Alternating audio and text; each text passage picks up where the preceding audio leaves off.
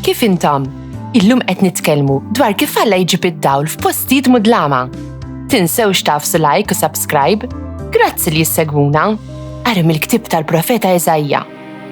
Alla bħalma qabel fl-modi kien mela blajb l-art ta' Zebulun u l-art ta' Neftali, hekk issa fl-aħħar isebbaħ it-triq tal-baħar lemm il-Ġordan, il-Galilea tal-ġnus. Il-poplu li kien mixi fid-dlam ra dawl kbir. In-nies li joqogħdu f'art id-dlam dawl idda fuqhom. Int kattart il-ġens, kabbart lena, u ma ferħu qudiemek bħalma jifirħu fi żmien il-ħsad, bħalma jifirħu fi qsim il-priża. Għax il-madmat li kien itaqlu u l-ħatar ta' fuq spalleħ u l-bastun tal-argużin int kissirtom bħal fjum Midjan.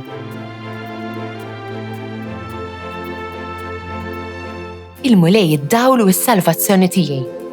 Il-mulej id-dawl u s-salvazzjoni tiegħi. Min min għandi nibża?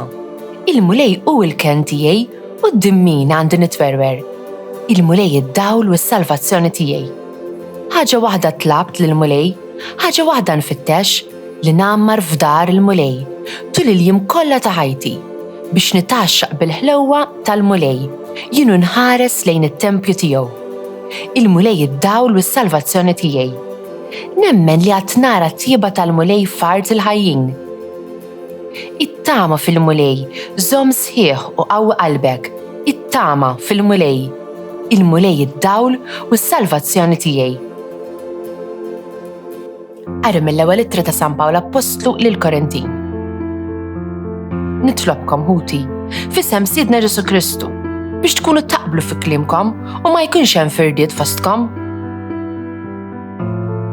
Kunu maqudin kif imiss, sib wieħed u fehma waħda. Ħuti, in-nies ta' Kloja qalu li fuqkom li fostkom hemm it-tilwin. Irrid ngħid jien li kull wieħed minnkom qiegħed jgħid jiena ta' Pawlu, jiena ta' Apollo u jiena ta' Kefa u jiena ta' Kristu. Jaqgħu Kristu mifrud.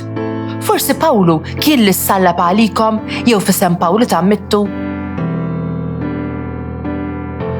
Kristu ma batnix biex nagħmel, iżda biex inxandar l-Evanġelju.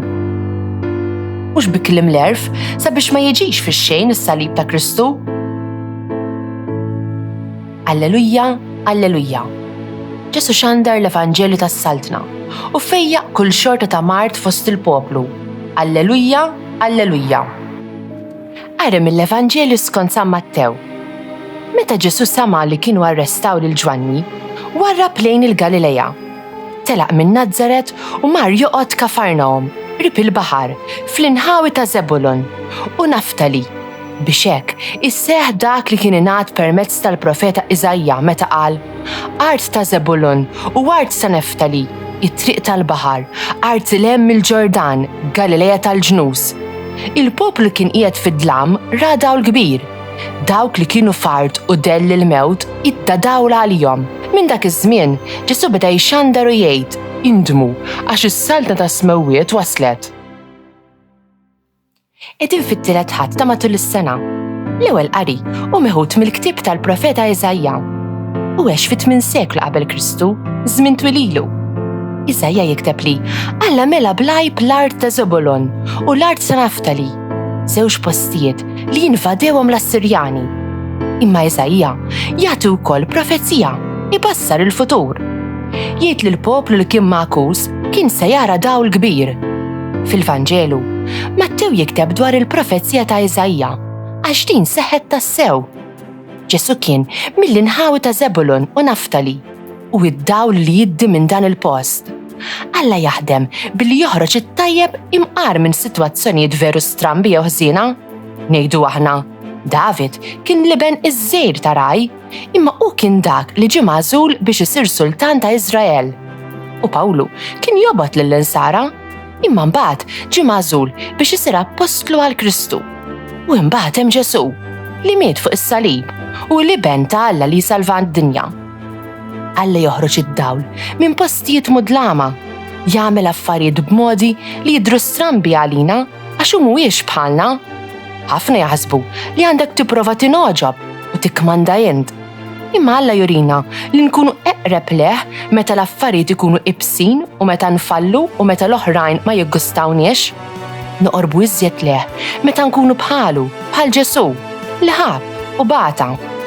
Dan jidher tal-biża' ħafna, imma fil-verità din hija aħbar tajba. Il-postijiet kollha mudlama ġewwa fik huma postijiet fejn Alla jrid jiddi bid-dawl tiegħu.